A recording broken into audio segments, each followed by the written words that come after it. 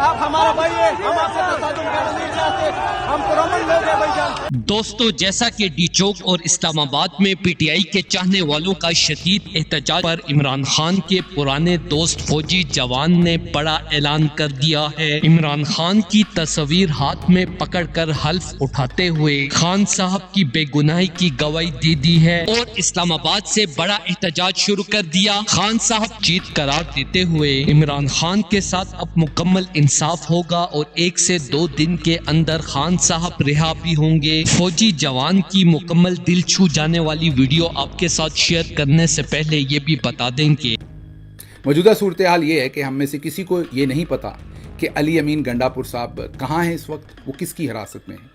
वो रेंजर्स के पास हैं या किसी और के पास हैं, वो केपी हाउस में हैं या कहीं और हैं, या हमें नहीं पता। ये पैगाम भिजवाया गया कि अगर एहतजाज मुलतवी कर दें, कॉल ऑफ कर दें तो सब ठीक हो जाएगा, किसी को गिरफ्तार नहीं किया जाएगा, किसी के ऊपर FIR नहीं दी जाएगी। इस पैगाम के बाद जो पॉलिटिकल कमेटी है उसकी कल 2 मीटिंग्स हुई, उसके अंदर सब कुछ डेलिब्रेट हुआ और वाज़े तौर पर दोनों दफ़ा पूरी कमेटी ने यूनानिमसली ये फैसला किया कि एहतजाज मुलतवी करने का इख्तियार सिर्फ इमरान खान के पास है। एहतजाज तब तक जारी रहेगा जब तक इमरान खान साहब उसे मुलतवी करने के अहकामात नहीं देते।